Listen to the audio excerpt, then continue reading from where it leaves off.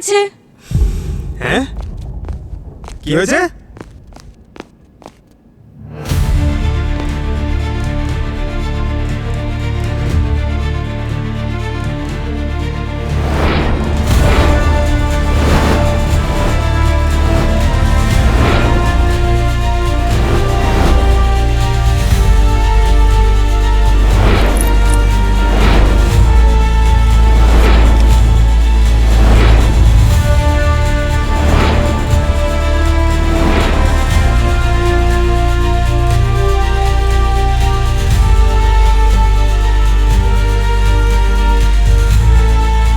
আরে আমি তখন ওই ছোলা চাট বানাচ্ছিলাম, তো ওই দুধের মধ্যে বোধহয় লেবুর হাতটা ঢুকে গেছিল, তাই। এক তো রাজীবের ব্যাগে 5 লাখ টাকা কে রেখেছিল কেউ জানে না স্যার। রাজীবের মেয়ে বনমালার নামে কেউ একটা পেন্ডেন্ট বানিয়েছিল, ওটা কে বানিয়েছিল সেটাও জানা যাচ্ছে না। এই কেসটা তো কমপ্লিকেটেড হয়ে যাচ্ছে। আজ যদি তোমাদের এসিপি স্যার বেঁচে থাকতেন তাহলে উনি এতক্ষণে কেস সলভ করে দিতেন, তাই না? তুমি হেরে গেছো এসিপি। এসিপি স্যার আমাদের এইভাবেই ট্রেন করেছে যাতে আমরা যে কোনো ডিফিকাল্ট কেস সলভ করতে পারি। কেস তো তোমার চোখের সামনেই আছে ম্যাডাম, তাহলে এবার এসিপি স্যারের মুখটা উজ্জ্বল করেই দাও। আরে পান্ডেদা, ওই যে আমাদের 207-এর কন্ডাক্টর আছে না রঞ্জিত, ও নিজের বরযাত্রী ডবল ডেকার বাসে নিয়ে যাচ্ছে। দেখিস এমনটা যেন না হয় ও টোপর পরে বাসে আবার টিকিট না কাটতে লাগে।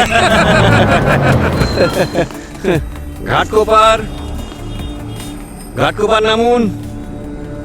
আরে রাজীব দা, আপনার স্টপেজ এসে গেছে।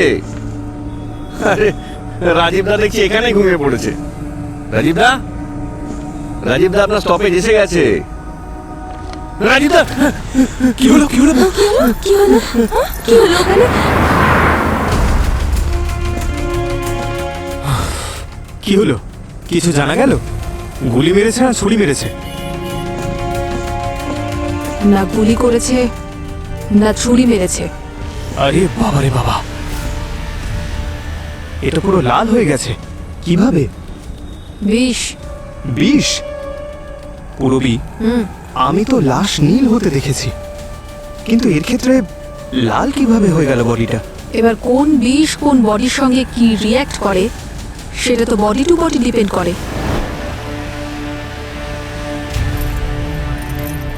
আরে বাবা রে, হাতটা এত শক্ত হয়ে গেছে, খুলছেই না।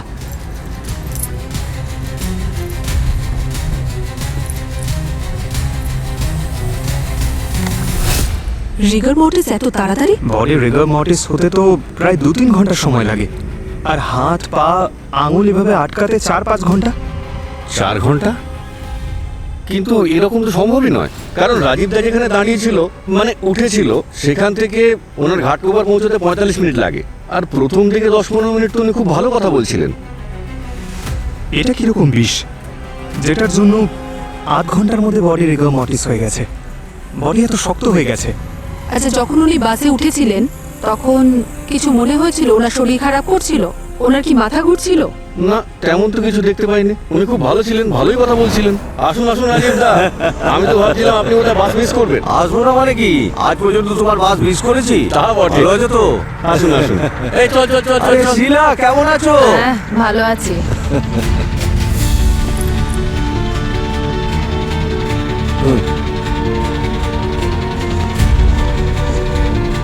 তারপর কি খবর বলো? এই চলছে।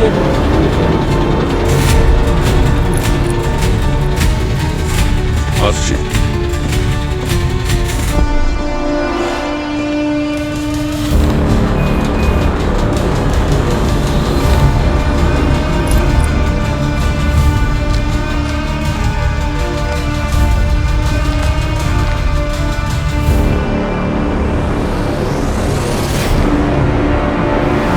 আচ্ছা, ওনার পাশে যে বসেছিলেন তিনি কে? জানি না, উনি 3-4 মাস ধরে তো আমাদের বাসেই আসছিলেন, কিন্তু তারপরে বেশ কয়েক মাস আসেননি। কালকে আবার উনি এসেছিলেন। আচ্ছা, ও কোথায় নেমেছিল? মনে পড়ছে না স্যার, ঠিক মনে করতে পারছি না। মনে পড়ছে না মানেটা কি? তুমি কন্ডাক্টর, তোমার বাস থেকে লোকে কোথায় নেমে যাচ্ছে তুমি জানো না? স্যার, সকাল থেকে বহু প্যাসেঞ্জার ওঠে স্যার। কারো কাছে খুচরো থাকে না তো কেউ ড্রিঙ্ক করে বাসে উঠে পড়ে। সকাল থেকে সন্ধ্যে পর্যন্ত মাথা আর কাজ করে না স্যার। এর মধ্যে আমরা কি করে কাউকে মনে রাখবো বলুন তো? আচ্ছা ঠিক আছে, এই লোকটাই বোধহয় মেরেছে রাজীবকে। আগে বাসের সবার সামনে বিষ দিয়ে দিয়েছে আর তারপর চুপি চুপি নেমে গেছে। ব্যাগটা চেক করা যাক।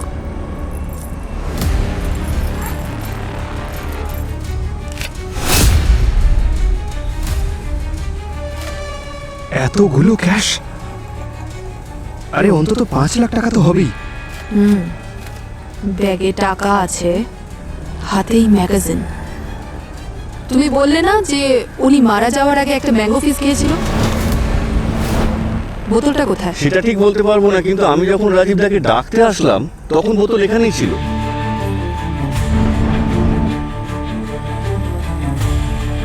আচ্ছা ঠিক আছে, তুমি যাও, গিয়ে নিচে দাঁড়াও। ঠিক আছে স্যার। পঙ্কজ, ওই বোতলটাকে খুঁজতে হবে। ওই বোতলটা। আরে দাঁড়ান, ও দাদা।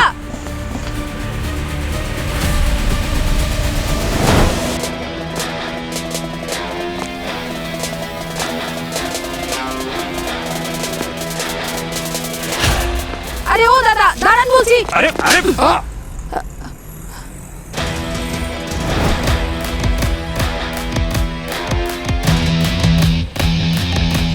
তুমি গায়ে হাত তুললে কেন ওর? তুমি চিৎকার করছিলে না একে থামানোর জন্য, তাই আমি থামিয়ে দিলাম।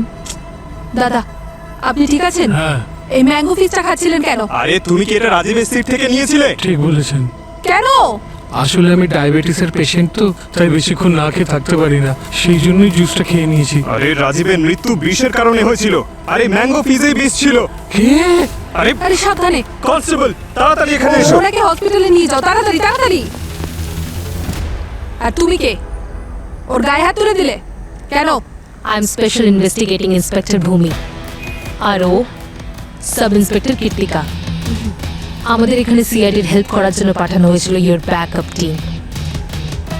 আর এখানকার সিচুয়েশন দেখে মনে হচ্ছে যে আমাদের হেল্পের অনেক প্রয়োজন আছে।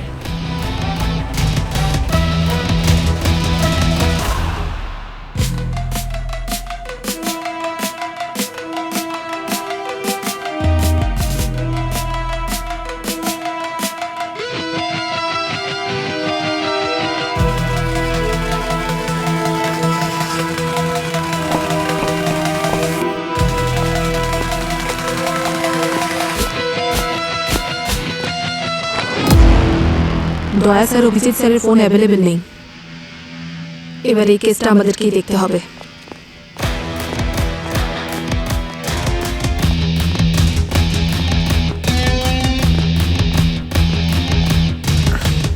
আই নো তোমাদের দুজনের এই কেসটা খুব চ্যালেঞ্জিং মনে হচ্ছে, কিন্তু ডোন্ট ওয়ারি, আমি এরকম অনেক কেসেস হ্যান্ডেল করেছি। ফর এক্সাম্পল, বডির লাল হয়ে যাওয়া আর টাইটনেস দেখে আমি বুঝে গিয়েছিলাম যে রাজীবের মৃত্যু ফাইনাইডের কম্পাউন্ডের জন্য হয়েছে। ভূমি ম্যাম ইজ অলওয়েজ রাইট। এই অটোপসি রিপোর্টটা পড়ুন। এখানে লেখা আছে রাজীবের মৃত্যু ফাইনাইডের কম্পাউন্ড সাইনোটেক 7 থেকে হয়েছে। এই বিষটা এতটাই বিষাক্ত যে 0.005 মিলিগ্রামও একটা মস্ত বড় হাতিকে নিমিষে শুয়ে দিতে পারে। তাহলে ড্রাইভার কেন মারা গেল না? ও তো রাজীবেরই মতো ম্যাঙ্গো ফিজ খেয়েছিল, ও তো শুধু অজ্ঞান হয়ে গেল। ও তো বিষের নাম শুনতেই অজ্ঞান হয়ে গিয়েছিল। বিষের জন্য নয়, তুমি যে চটটা মেরেছিলে না, সেই জন্যই ওকে হসপিটালে যেতে হয়েছে। তাই পরের বার যা পদক্ষেপ নেবে ভেবে চিন্তে নেবে। ভাবতে থাকার সিআইডির স্টাইল, আমি ডিরেক্ট অ্যাকশন নিই। ম্যাম ম্যাম ম্যাম ম্যাম, আমার মনে হয় যে এই বিষয়ে তাড়াতাড়ি অ্যাকশন নেওয়া উচিত। আসল খুনি এখনো প্রকাশ্যে ঘুরে বেড়াচ্ছে। আরে you are very smart, I am very impressed. Thank you. যদি ওই ম্যাঙ্গো ফিসে বিষ না থাকে, তাহলে রাজীবের বডিতে ওই ফাইনাইট গেল কি করে? বিষ 100% রাজীবের মুখ দিয়েই পেটের ভেতর গেছে। ম্যাম, এই কথাটা কনফার্ম যে রাজীবকে বিষটা বাঁচিয়ে দেওয়া হয়েছে। এই বিষটা এতটাই বিষাক্ত যে কেউ খেলেই 30 সেকেন্ডের মধ্যেই মারা যাবে। কারেক্ট, রাজীবের মৃত্যু ওই বাসের মধ্যেই হয়েছে। আর রাজীবের পাশে যে লোকটা বসেছিল, হয়তো ওই কিছু করেছে। ওই যদি কিছু করে থাকে, টাকা ভর্তি ব্যাগটা ওখানে কেন রেখে দিল? এটা প্রয়োজন নেই যে খুন টাকার জন্যই করা হয়েছে। ম্যাডাম, স্কেচ রেডি হয়ে গেছে। একদম ঠিক বলেছো তুমি। টাকার জন্য এই খুনটা হয়নি। রাজীবকে তাহলে মারা হলো কেন?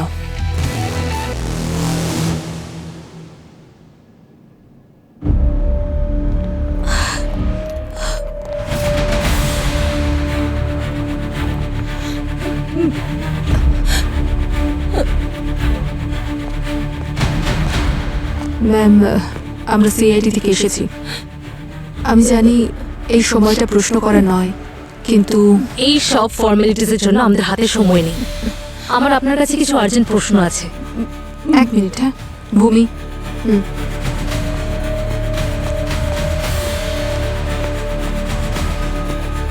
এই বাড়িতে সবে একজন মারা গিয়েছে, একটু কি সিম্পাথি দেখাতে পারো তুমি?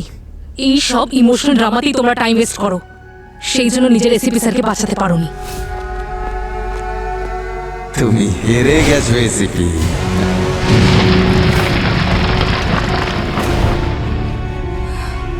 এসিপি স্যার, না স্যার, এসিপি স্যার। ইনাকে চেনেন আপনি? না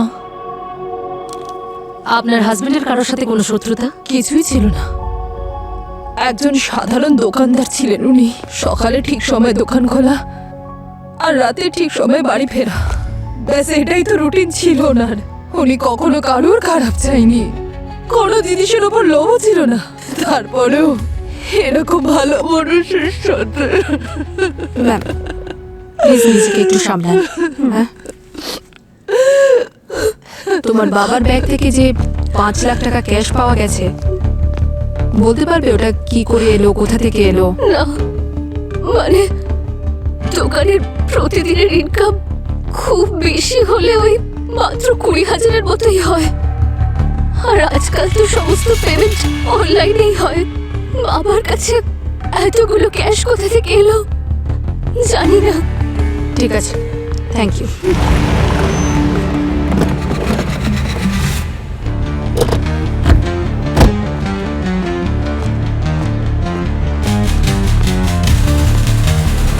দিনে দুপুরে চুরি করছিস?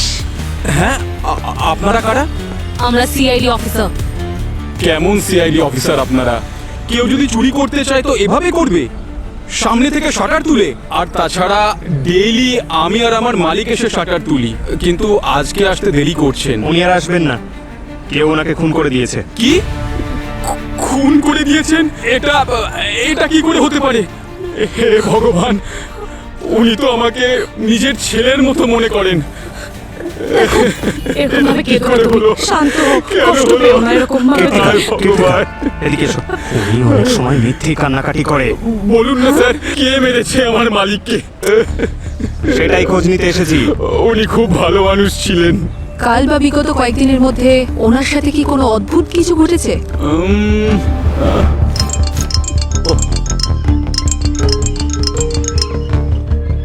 হ্যালো হ্যালো, অদ্ভুত লোক তো।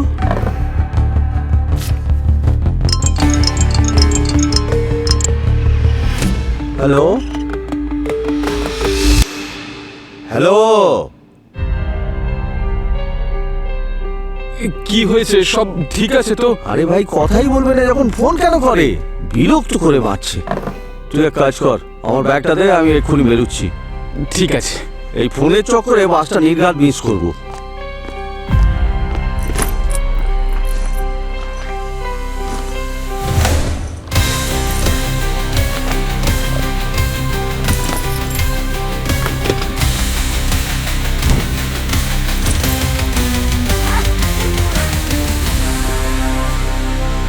দেখে শুনে দোকানটা বন্ধ করে যাস। ঠিক আছে ওই ব্ল্যাঙ্ক কলস ওনার কাছে আগেও আসতো? ম্যাম, এর আগে আমি কোনোদিন দেখিনি। ওনার কাছ থেকে আমরা একটা ম্যাঙ্গো ফিজের বোতল পেয়েছি, সেটা কি উনি রোজই নিয়ে যেতেন? হ্যাঁ, বাসে বসে খেতেন, তাই নিয়ে যেতেন। আর ওই 5 লাখ টাকা যেটা ওনার ব্যাগে পাওয়া গেছে, সেই ব্যাপারে কিছু জানো? কোন 5 লাখ? যখন আমি ওনার ব্যাগ দেখেছিলাম তখন তো কোনো টাকা ছিল না। উনি ড্রয়ার থেকে 1-2 হাজার টাকা তুলেছিলেন, কারণ ওনার পার্স চুরি হয়ে গেছিল। আর এই পার্সটা কখন চুরি হয়েছিল? কালকে। পার্স চুরি হয়ে গেল, ব্ল্যাঙ্ক কলস এলো, তারপর খুন হয়ে গেল। সবকিছু একদিনে কোইন্সিডেন্স তো হতে পারে না। টাকা যদি দোকান থেকে না নিয়ে গিয়ে থাকে, তার মানে বাস স্টপে পৌঁছানোর আগে কোথাও একটা নেমে টাকা নিয়েছিল। না একদম না, ওনার স্কেডিউল ফিক্সড ছিল, কারণ পায়ে হেঁটে যেতে 10 মিনিট লাগতো বাস স্ট্যান্ডে। প্রতিদিন সঠিক সময় দোকান থেকে বেরোতেন। ওনার কালকে ব্ল্যাঙ্ক কলের জন্য দেরি হয়ে গিয়েছিল।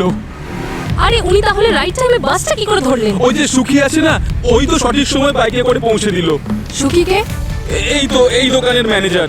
চলো এই সুখীর সুখ দুঃখের কথা জেনে আসি। না স্যার, এখন যাবেন না।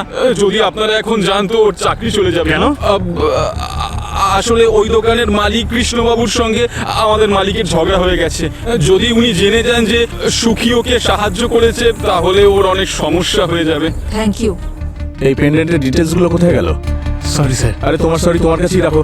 কাস্টমারদের ডিটেলসগুলো রাখতে পারো না ভালো করে? এইভাবে কাজ করবে এখানে? একে অন্যের দিকে না তাকিয়ে এবার মুখটা খোলো, তা না হলে তোমাদেরকে না আমি গুলি করে মারবো।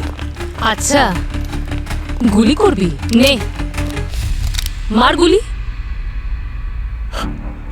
সিআইডি। না না ম্যাডাম, আমি কি করবো এইসব বন্দুক টন্দুক নিয়ে? আসলে স্টাফেরা ভালো করে কাজ করে না, তাই একটু বকাঝকা করতে হয়। আপনারা কি নেবেন? ঠান্ডা গরম চা কফি? ঠান্ডা একটা coffee. You mean cold coffee? Ma'am আপনি? খুনি। আপনারা সবাই লাইন করে দাঁড়ান, সবার সাথে কথা আছে আমার। নিন তাড়াতাড়ি করুন। চলো লাইনে দাঁড়ান, চলুন। এক মিনিট। কি ব্যাপার? আপনারা কারা? কি হচ্ছে এইসব? আপনি কে? ম্যাম ইনি হলেন আমাদের ওনার। ভালো কথা, আপনিও লাইনে দাঁড়ান। আসুন আসুন, তাড়াতাড়ি করুন আপনারা। ইনি কে? এ ওনার ছেলে। চলুন আপনিও বাইরে আসুন। তাড়াতাড়ি আসুন, সবাই লাইনে দাঁড়ান, তাড়াতাড়ি। খুবই ভালো মানুষ ছিল রাজীব বাবু। আজকের সময় এত ভালো একজন প্রতিবেশী দোকানদার পাওয়া ভাগ্যের ব্যাপার। অ্যাক্টিং কেন করছেন আপনি? কোনো অ্যাওয়ার্ড পাবেন না। আমরা জানি 5 মাস আগে আপনার আর রাজীবের মধ্যে একটা ঝামেলা হয়েছিল, ব্যাপারটা হাতাহাতি পর্যন্ত গড়ায়। বেরিয়ে যা এখান থেকে। তুই আমাকে থাপ্পড় মারলি, ঠিক করলি না। এই বাজারে আমার একটা সম্মান আছে। আর আমার বুঝি নেই? একবারও ভাবলি না সকাল সকাল দোকান কেনার জন্য চলে এলি? আরে তুই সোনার উপর ব্যবসা করিস আর আমি শাড়ির ব্যবসা করি, তাতে কি যায় আছে? আরে শাড়ির ব্যবসা করলেও বাজারে আবার যথেষ্ট সম্মান আছে, বুঝতে পারলি? আরে কি করবি তুই এই দোকান নিয়ে? কি করবি তুই? হ্যাঁ, তোর তো ছেলে পুলে কেউ নেই। কার জন্য ছেড়ে যাবি এইসব? এই বংশ সামলানোর জন্য শুধু ছেলে হলেই চলে না, একজন মেয়েও সামলাতে পারে। আরে আমার মেয়ে বনমালা, ওর নামে লিখে দেবো সব, দেখবি ও ঠিক সামলাবে। আচ্ছা ঠিক আছে, যা ইচ্ছা কর তুই তোর দোকান নিয়ে। আরে আমি তো তোর দোকানের খুব ভালো দাম দিচ্ছিলাম, কিন্তু তুই তোর 14 গোষ্ঠী সংসার নিয়ে সারা জীবন শাড়ি ব্লাউজ ঘাগরা চলি বিক্রি করবি। কর, সারা জীবন তুই এখানেই পচে মর, আমার কিচ্ছু বলার নেই। এখান থেকে। হ্যাঁ যাচ্ছি, ঠিক আছে। এই চলো সবাই, কি দেখছো বাইরে? চলো। আমি বেঁচে থাকতে এই দোকান আমার মেয়ের নামেই করে দেবো। আমার মেয়ে বনমালাই সামলাবে এই শাড়ির দোকান।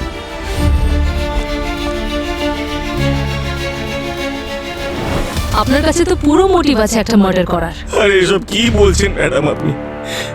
25 বছর আগে আমরা দুজনে মিলে একসাথে এই দুটো দোকানে যাত্রা শুরু করেছিলাম, তখন থেকে বন্ধুত্ব। আরে মানছি আমাদের মধ্যে ছোট একটা ঝামেলা হয়েছিল, কিন্তু ম্যাডাম এর জন্য তো আমি ওনাকে প্রাণে মেরে ফেলবো না, তাই না? খুনিকে আমরা ঠিক খুঁজে নেব। কাল রাতে রাজীব বাবুকে তুমি বাসে তুলে দিয়ে এসেছিলে না? হ্যাঁ, আরে আমাকে জিজ্ঞাসা করে সব কাজ করিস? আরে উত্তর দে যা বলছে। কাল রাতে আমি যখন বাড়ি যাচ্ছিলাম দেখলাম রাজীব দাদা তাড়াহুড়ো করে কোথাও যাচ্ছিলেন। আমি জিজ্ঞেস করাতে বললেন বাসের জন্য দেরি হয়ে যাচ্ছে, তাই ওনাকে আমি বাস পর্যন্ত ছেড়ে দিয়েছিলাম।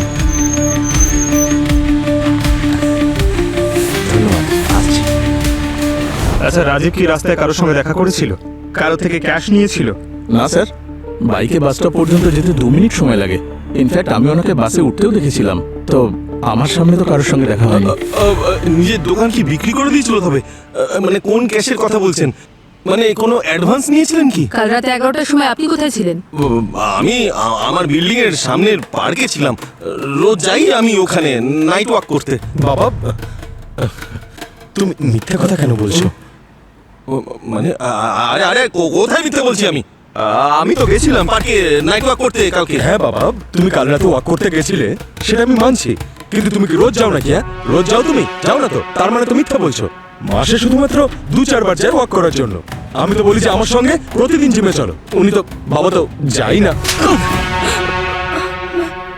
যতটা জিজ্ঞাসা করা হচ্ছে ততটাই উত্তর দিবি। বেশি ওভার স্মার্ট হয়ে বিবি আমার বাড়াস না। বাবা বাবা কাল রাতে ওয়াক করতে গেছিল, ঠিকই বলছে বাবা। আর তুমি ময়ূর, সে সময় তুমি কোথায় ছিলে? আমি আরে কি তখন থেকে ম্যাম করছিস? কোথায় ছিলি কালকে রাত্রে 11টার সময় তুই? আমি কাল রাত্রিবেলা মুভি দেখতে গেছিলাম। এই দেখুন আমার কাছে টিকিটও আছে, দেখুন। 2টো টিকিটস আছে। আরেকজন কে ছিল তোমার সাথে? আরেকজন আরে তুমি তুমি তো নার্ভাস কেন হচ্ছ? বলে দাও না সত্যি কথা। আরে এদিকে এসো, এদিকে এসো। কি করছো তুমি? সবার গলা জড়ি ধরবে নাকি? কিন্তু ও তো আরে কাছে কাঁদছে। তো কি হয়েছে? চুপ করে দাঁড়িয়ে থাকো। আরেকজন কে ছিল তোমার সাথে? সব সময় বন্ধুদের সাথে ঘুরে বেড়ায়, কখনো জিম কখনো ফিল্ম দেখতে যায়, এক ফোঁটা ব্যবসাতে মন নেই। আরে আমার পরে তো এই ব্যবসা লাটে উঠবে দেখছি। বাবা এরকম ব্যাপার নয়, আমি তো চেষ্টা করছি, দেখছো তো। চেষ্টাতে করছি। দেখ ওই সুখীকে, দেখ ও একলা সারা দোকান সামলে নেয়, প্রচন্ড পরিশ্রম করে। কি সামলায় ও?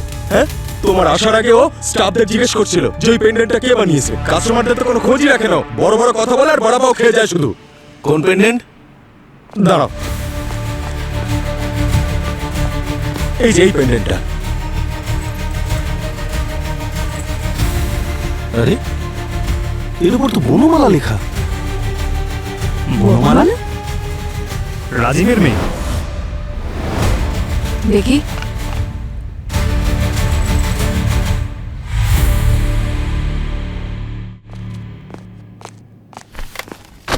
পূরবী, ওই শচীন স্যার আর অবনীর বিষয়ে কিছু জানতে পারলে? সচিন স্যার এখনো হসপিটালেই আছে। অবনী ডিসচার্জ হয়ে গেছে, কিন্তু একটু সময় লাগবে ঠিক হতে। আচ্ছা, রাজীবের কেসটার কি প্রগ্রেস হলো? আরে কিছুই জানতে পারছি না। এক তো রাজীবের ব্যাগে 5 লাখ টাকা কে রাখলো সেটা জানাই যাচ্ছে না। দ্বিতীয়ত রাজীবের মেয়ে বনমালার নামে কেউ একটা পেন্ডেন্ট বানিয়েছে, ওটা কে বানিয়েছে সেটাও জানা যাচ্ছে না। আর ওই বিষটা রাজীবের বডিতে কিভাবে গেল সেটারও তো খোঁজ পাওয়া যাচ্ছে না। এমনকি সে লোকটা যে সেদিন রাজীবের পাশে এসে বসেছিল, আমি লোকটার স্কেচটা আমাদের ডেটাবেসে সার্চ করে দেখেছি। ম্যাম তেমন কিছু পাইনি। এই কেসটা কমপ্লিকেটেড হয়ে যাচ্ছে। আর যদি তোমাদের এসিপি স্যার জীবিত থাকতেন, এতক্ষণে নিশ্চয়ই কেস সলভ করে থাকতেন, তাই না? এজিপি স্যার আমাদের এইভাবেই ট্রেন করেছে যাতে আমরা যে কোনো ডিফিকাল্ট কেস সলভ করতে পারি। আচ্ছা, কেস তো তোমার সামনেই আছে ম্যাডাম, এবার করেই দাও নিজের এসিপি স্যারের মুখটা উজ্জ্বল। কেস সলভ হয়েই যাবে। আমাদের শুধু উলের একটা সুতোর প্রয়োজন, যেটা টানলে সোয়েটারের প্রতিটা সেলাই খুলে হাতে চলে আসবে। সোয়েটারের উল পেয়ে গেছি। আচ্ছা, ওই যে 5 লাখ টাকা পেয়েছিলাম ওটা একদম ফ্রেশ বান্ডেল ছিল, তার সিরিয়াল নাম্বার ট্রেস করা গেছে। ওয়াও, তাহলে তো আমরা খুব সহজেই জানতে পেরে যাবো যে ক্যাশটা কে কখন কোথা থেকে উইথড্র করেছে। ম্যাম, কি সলভড?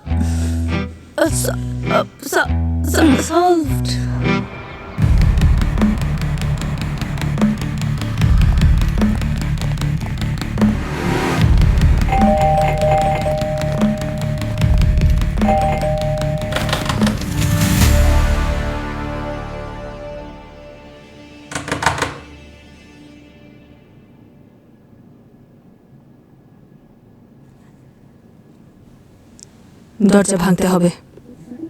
আমি? আরে আমি কিভাবে? আরে বাবারে, দয়া স্যারের অভাব বোধ করছি। উনি আমাকে সাহায্য করবেন। জয় দয়া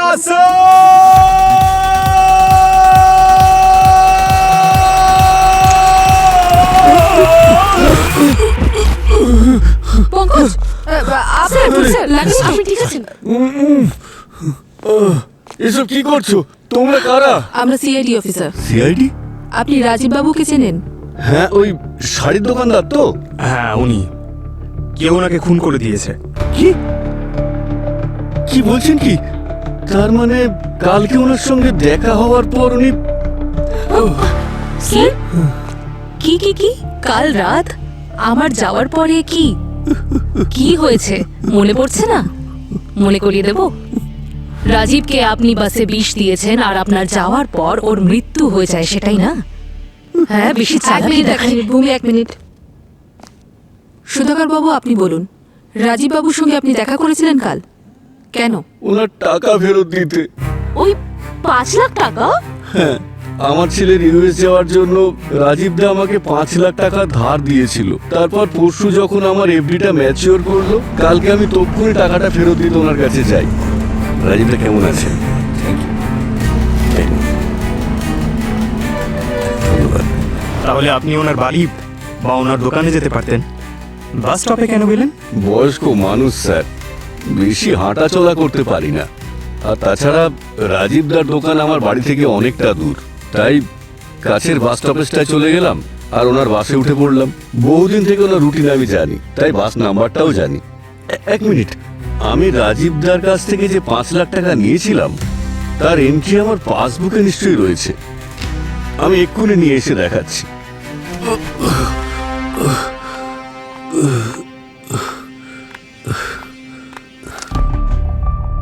রাজীব এনাকে যে টাকাটা দিয়েছিল তার এন্ট্রি রয়েছে, আর ইনি যে টাকাটা উইথড্র করেছিলেন সেটারও এন্ট্রি রয়েছে। আচ্ছা, আপনার পায়ে কি হয়েছে? কালকে রাতটাই খারাপ ছিল ম্যাডাম। রাজীব দার সঙ্গে দেখা করে যখন পরের বাস স্টপে আমি নামি, তখন আমিও মরতে মরতে বেঁচে কেন? গেছিলাম। কি হয়েছিল? একটা বাইকওয়ালা এসে ধাক্কা মারে। এই এখন কি সব হাই স্পিড বাইক এসেছে না, এইসবের জন্য আমাদের হাঁটা চলা দুষ্কর হয়ে গেছে। Sports bike? হ্যাঁ, অরেঞ্জ কালারের ছিল।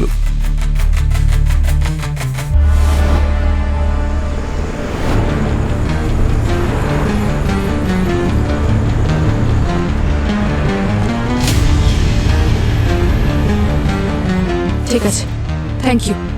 Thank you. এই অ্যাক্সিডেন্ট যেখানে হয়েছে সেখানে সিসিটিভি নিশ্চয়ই আছে, ফুটেজ চেক করা যাক। ম্যাম, এই দেখুন, সেই রাতে সুধাকর বাবু যখন বাস থেকে নামলেন, পাশের দোকানের একটা ফুটেজ 10টা 40 মিনিটে। আর ম্যাম, তার ঠিক 1 মিনিট পরেই এই অরেঞ্জ স্পোর্টস বাইকটা এখানে এসে দাঁড়ায়। মনে হয় এই বাইকটাই সুধাকর বাবুকে ধাক্কা মেরেছে।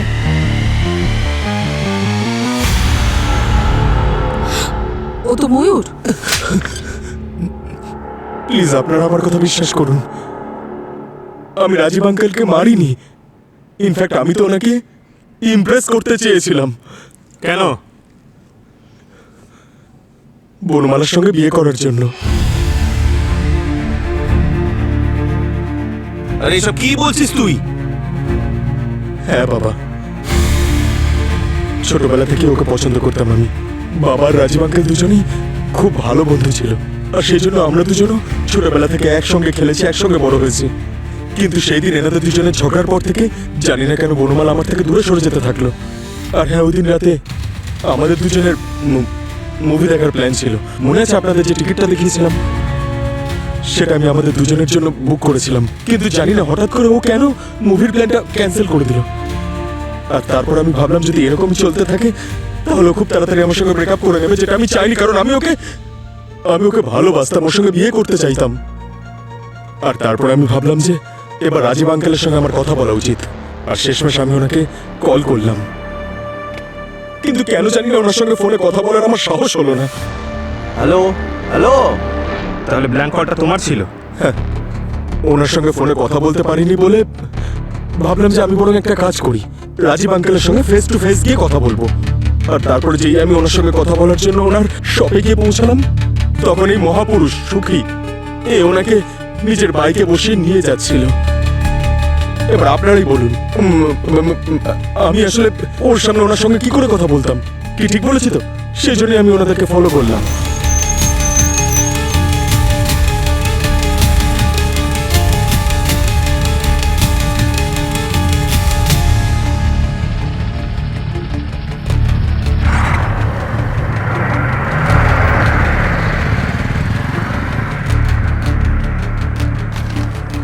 আর ভাবলাম যে উনি ঘাটকোপার স্টপেজে নামলে আমি ওনার সঙ্গে গিয়ে কথা বলবো। কিন্তু জি, আমি ওখানে পৌঁছালাম, আমি দেখলাম যে রাজীব আঙ্কেল তো মারা গেছেন। তখন আপনারা ওখানে চলে এসেছিলেন। আর তখন আমি ভাবলাম যে এই কেসটার ব্যাপারে আমি চুপ করেই থাকি। আর বলেই বা কি হতো? আমার বাবা আজে বাজে কথা বলতো, আমাকে দুটো চড় থাপ্পড় মারতো, তাই আমি চুপ করে গেছিলাম। তোমার ফোন দেখি। তোমার ফোনটা দাও, আনলক করে দাও।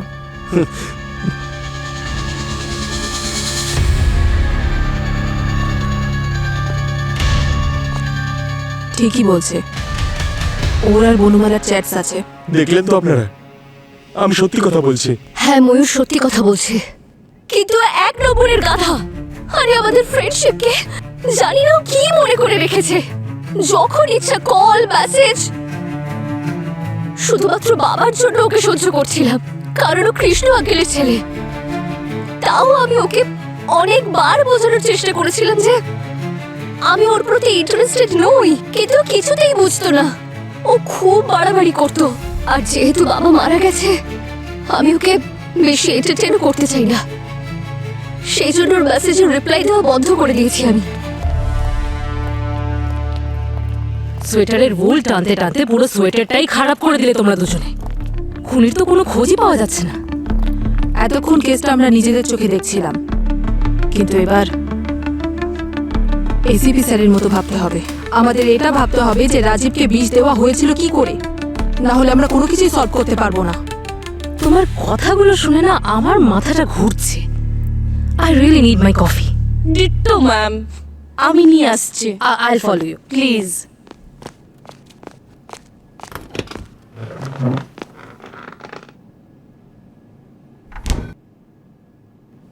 ম্যাম, দুধ তো কেটে গেছে।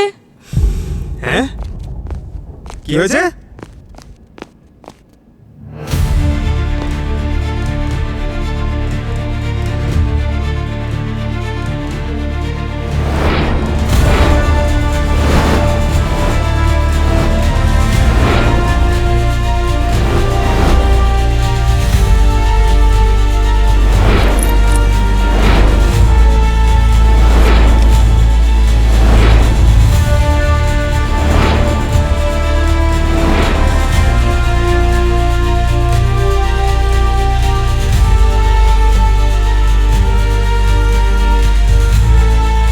আরে আমি তখন ওই ছোলা চাট বানাচ্ছিলাম, তো ওই দুধের মধ্যে বোধহয় লেবুর হাতটা ঢুকে গেছিল, তাই।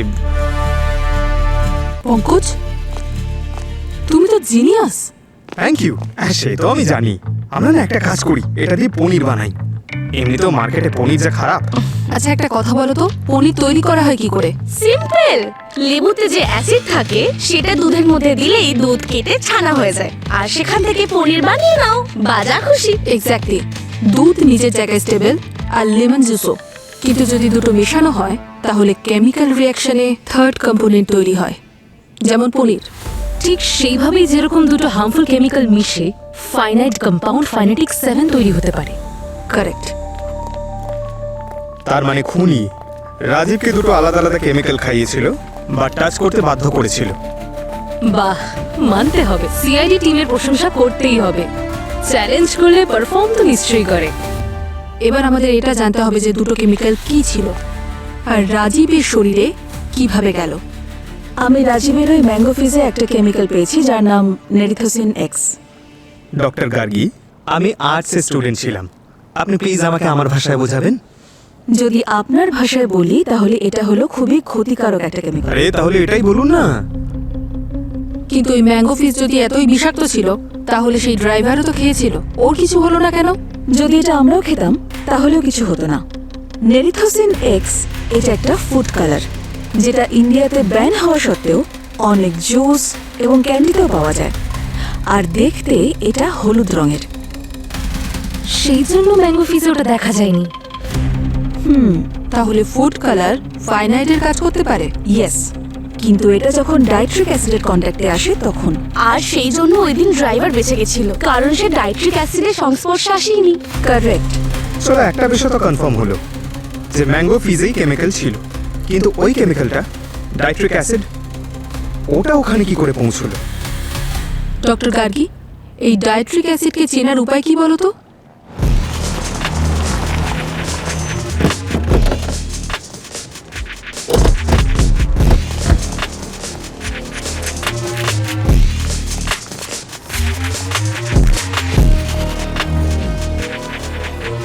ডক্টর গার্গী এই স্প্রেটা দিয়েছে, এটা যদি আমরা নাইট্রিক অ্যাসিডের উপর স্প্রে করি তাহলে ট্রেসেসের কালার চেঞ্জ হয়ে যাবে। রাজীব বাসে এইভাবে এন্টার করেছিল, হয়তো এইভাবে ধরে।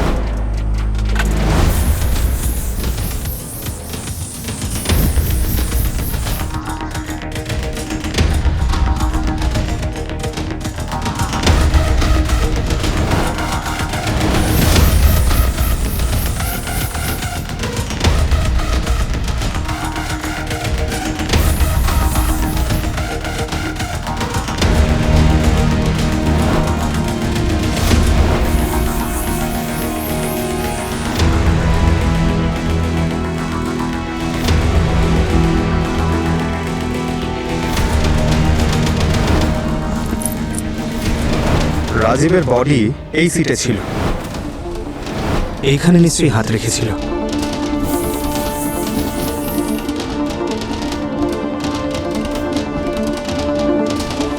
এখানে সব জায়গায় তো দেখে নিলাম, নাইট্রিক অ্যাসিডের তো কোনো চিহ্নই পেলাম না। আর কি হতে পারে? এমন কোনো জিনিস যার ব্যাপারে খুনি শিওর ছিল রাজীব বাবু বাসে উঠতেই ওইটাকে টাচ করবেই করবে। বাস ticket.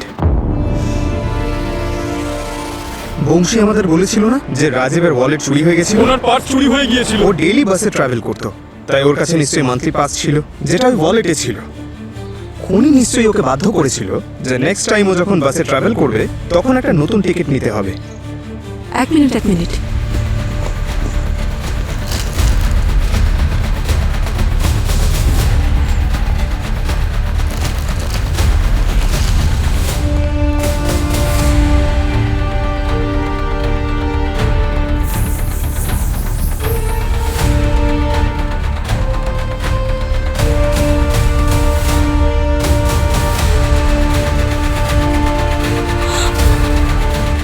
You are right Pankaj, ticket রোলে অবশ্যই নাইট্রিক অ্যাসিড লেগে থাকবে।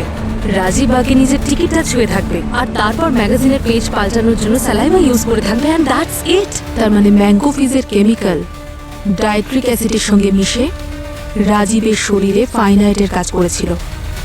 চলো ওই কন্ডাক্টরের টিকিট কাটা যাক এবার। আপনারা আমার কাছে আর কি জিজ্ঞেস করবেন বলুন তো? ডিউটি ছেড়ে আমাকে এখানে চলে আসতে হয়েছে, তার উপর আমার টিকিটের মেশিনটাও নিয়ে নিলেন, তার উপর বসের আমার উপর চিৎকার করছে। চুপ করো, আমরাও আমাদের ডিউটি করছি। যে টিকিট তুমি রাজীবকে দিয়েছিলে সেই টিকিটেই ও স্বর্গে গিয়েছে। তার মানে মানে এই যে টিকিট রোলে নাইট্রিক অ্যাসিড লেগেছিল এবং সেটা ও মুখে দেয় আর তার মৃত্যু হয়ে যায়। তুমিই লাগিয়েছিলে সেই কেমিক্যালটা, না? বলো। কোন কেমিক্যাল ম্যাম? আমি কোনো কেমিক্যালের ব্যাপারে জানি না। আমি ডিপো থেকে যে টিকিট রোল পাই সেটাই আমি মেশিনে ভরে নিই। এরপর কি হয়েছে তা আমি কিচ্ছু বলতে পারবো না। মনে পড়েছে ম্যাম, ম্যাডাম মিরাজ এই প্রথমবার টিকিট মেশিনে ভরে দিয়েছিল। হ্যাঁ ম্যাম, তাহলে চলুন না বাস ডিপো থেকে ঘুরে আসি। আরে ম্যাম, ওখানে ওকে পাবেন না। মার্ডার হওয়ার পর থেকেই ওকে পাওয়া যাচ্ছে না। পাওয়া যাচ্ছে না তো কি হয়েছে? ওর অ্যাড্রেস তো পাওয়া যাবে।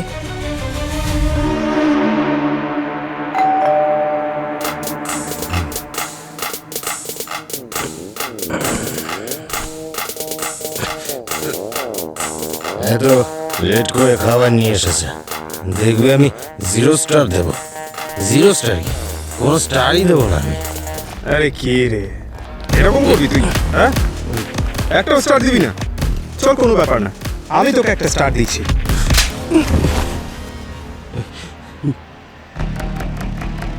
পার্টি করার টাকা পেলে কোথা থেকে? পার্টি করে টাকা মানে? এটা আমার কষ্টের রোজগার করা। আপনাদেরও যদি ইচ্ছে হয় লিটিল নিতে পারেন। আচ্ছা, একটা স্টার কম হচ্ছে তোর? হ্যাঁ, লিটিল আরো চাই তোর? হ্যাঁ, দেবো তোকে। এই, না স্যার, আমি বলছি স্যার, আমার একটা লোকের সঙ্গে দেখা হয়েছিল। ও বলেছিল কি? যে আন্ধারি থেকে ঘাটকুপারের বাসে একটা বিশেষ ধরনের টিকিট রোল কন্ডাক্টরকে দিতে হবে, আর তার পরিবর্তে ও আমাকে অনেকগুলো সোনা দিয়েছিল স্যার। সোনা? হ্যাঁ, সোনা কোথায়? আছে তো স্যার। স্যার এই যে সোনা। কিন্তু এই সোনাগুলো কি দিতে পারে? দেখো তো, এ ছিল। হ্যাঁ ম্যাম, এই তো ছিল। আরে কি ব্যাপার ম্যাডাম, আপনারা আবার এসে গেছেন? দেখুন ম্যাডাম, এইভাবে যদি বারবার আপনারা আসেন তাহলে আমাদের দোকানের নাম খারাপ হয়ে যাবে ম্যাডাম। দেখুন আপনারা বোঝার চেষ্টা করুন, কোনো দরকার হলে আমাকে ডাকবেন, আমি চলে যাব। ওইটা এটা- দেখান না। হ্যাঁ, আচ্ছা, ওই ওপরে। হ্যাঁ। কি হলো?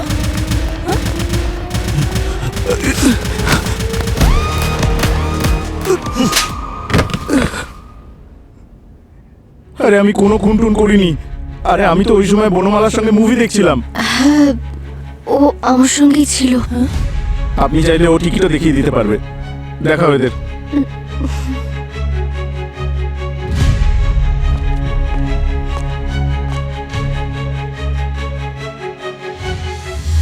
এটা তো সেই টিকিট যেটা ময়ূর বুক করেছিল নিজের আর বনমালার জন্য। আরে হ্যাঁ, এটা তো সেই টিকিটই।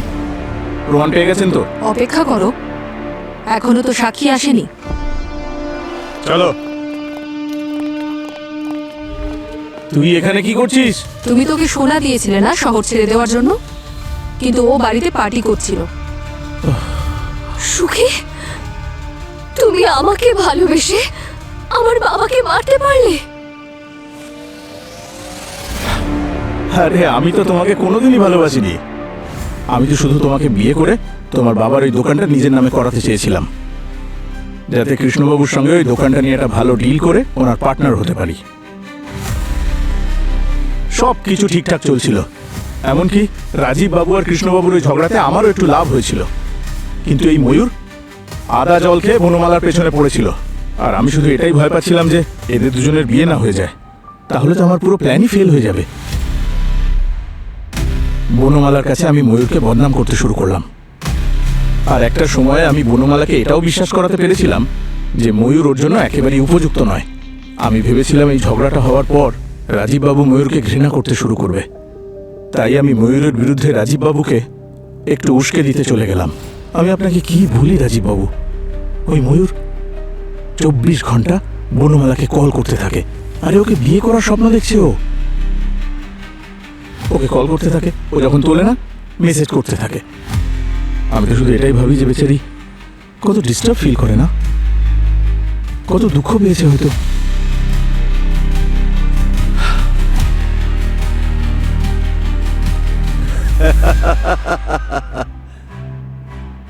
ময়ূর, ওকে আমি কোলে পিঠে মানুষ করেছি, ছোট থেকে চিনি আমি ওকে। সত্যি ও খুব ভালো ছেলে। ওর সাথে যদি বনমালার বিয়েটা হয়ে যায় তাহলে আমি চিন্তা মুক্ত হতে পারি। সঠিক সময় এলে পরে আমি কৃষ্ণ ভাইয়ের সাথে কথা বলে সম্বন্ধটা পাকা করে ফেলতে পারি। আমার স্বপ্নের সাথে কম্প্রোমাইজ করাটা আমার পক্ষে সম্ভব ছিল না, সেজন্য আমি সেদিনই সিদ্ধান্ত নিয়েছিলাম যে আমি রাজীববাবুকে শেষ করে দেব। রাজীববাবু প্রত্যেকদিন বাড়ি যাওয়ার সময় নিজের সাথে ম্যাঙ্গো ফিজের বোতল নিয়ে যান, আর তারপর একদিন আমি সুযোগ পাওয়াতেই ওনার সমস্ত বোতলে ফায়ানাইড এক্স নামে একটা ফুড কেমিক্যাল ইনজেক্ট করে দিলাম। আর এই মিরাজকে খুঁজে ও টিকিটের রোলে নাইট্রিক অ্যাসিড লাগিয়ে ওকে দিয়ে দিলাম। ওটা আমরা গোল্ড ক্লিন করার জন্য ব্যবহার করে থাকি। রাজীবের যাতে নতুন টিকিট কিনতে হয় সেই জন্য ওর ওয়ালেটটা নিয়ে নিয়েছিলে। হ্যাঁ, কিন্তু এই ময়ূরের ওই ব্ল্যাঙ্ক কলে সেদিন ওনার বাস মিস হয়ে যাচ্ছিল, সেজন্যই আমি ওনাকে লিফট দিয়েছিলাম। ওনাকে ওই মৃত্যুর বাসে তুলে দিয়ে আমি আর বনমালা মুভি দেখতে চলে গিয়েছিলাম। আর ওই বনমালার পেন্ডেন্ট, ওটা কি বানিয়েছিল? ওটা আমি বানিয়েছিলাম, যাতে আপনারা যেদিনকে ওখানে যাবেন আপনাদের সমস্ত সন্দেহ এই ময়ূরের ওপরই যায়, কারণ এই তো ওনাকে ব্ল্যাঙ্ক কল আর মেসেজ করতো। তোকে আমি ছাড়বো না, তোকে আমি কি করছেন? ওকে ছাড়ুন, ছাড়ুন, ছাড়ুন। চল এবার চেলে বসে মুভি দেখিস, তাও একা। পুরবি, এই কেসটা আমি যত সহজ মনে করেছিলাম ততটা ছিল না, কিন্তু তোমরা দুজনে সলভ করতে পেরেছো। তোমাদের সাথে কাজ করে আমাদেরও খুব ভালো লেগেছে। ইনফ্যাক্ট তোমরা চ্যালেঞ্জ করেছিলে বলেই আমরা এই কেসটা সলভ করতে পারলাম। So thanks to you. তোমরা আমাদের টিম পার্মানেন্টলি জয়েন করছো না কেন? তোমাদের টিম? কোথায় তোমাদের টিম? আমি তো এসিপি ছাড়া সিআইডির কোনো টিমের নামই শুনিনি।